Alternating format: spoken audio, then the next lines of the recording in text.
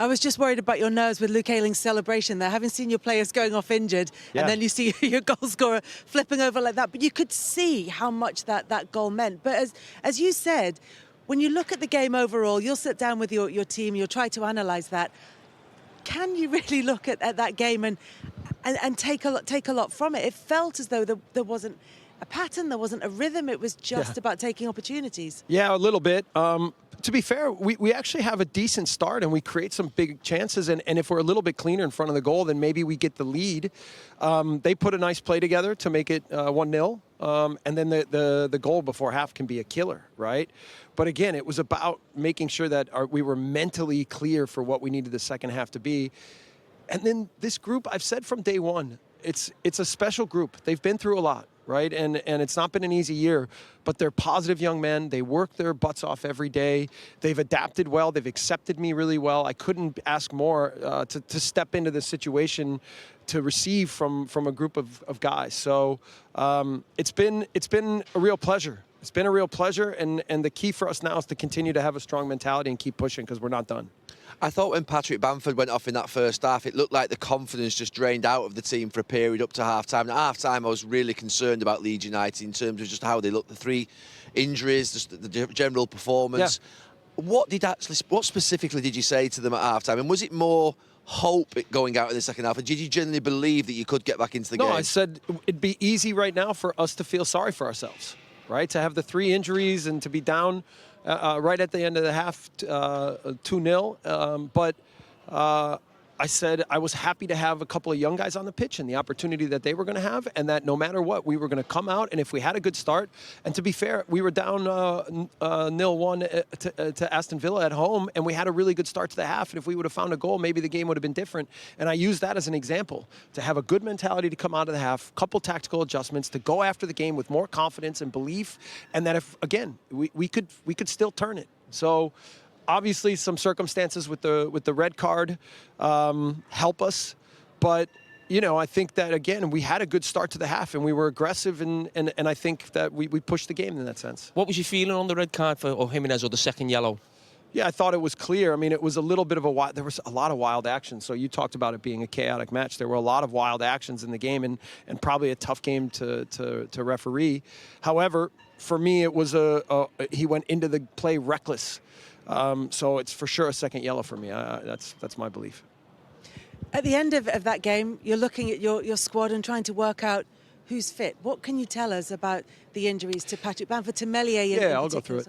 Patrick, I think, is okay. I think, we had a long talk about it today. He said he felt the same that he felt before the Norwich game, and we got 45 minutes out of him, and we thought that we could probably get that again. He's okay. I think he was crushed because he really wants to help the team, and he knows how important he is.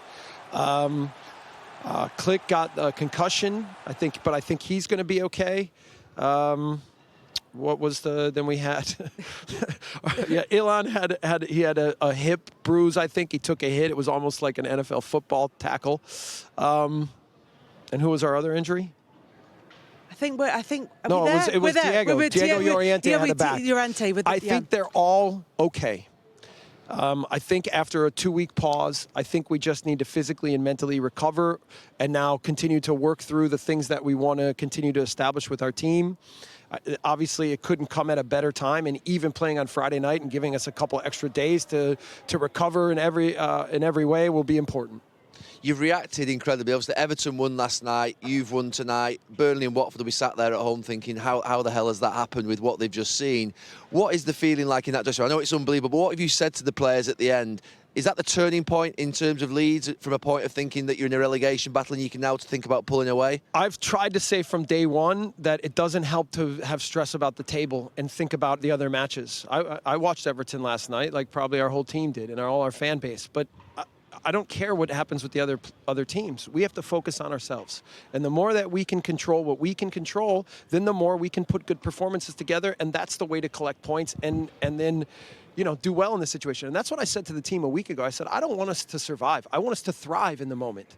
So we're starting to see that. And it comes from just accessing the courage of these young men and the quality that they have as human beings. So we still have a long way to go football-wise. But as a mentality, it's a really strong group. Yeah. We've seen your team now for 3 or 4 games in the Premier League, and we said before the game, there's a lot of similarities between obviously the team before or the manager before with Bielsa, and it felt like that today. I said early on in the game, it felt like a basketball game. Is that just your way in terms of keeping Leeds up? Do you think at times, even between now and the end of the season, you may need to shut the shop up a little bit more? I know when you play high-level football, that stopping the best players and the best teams is very, very difficult. I've learned that over and over and over again. I'm constantly trying to build a playing philosophy along with being pragmatic and having good match plans that I think can be effective for every game and every opponent.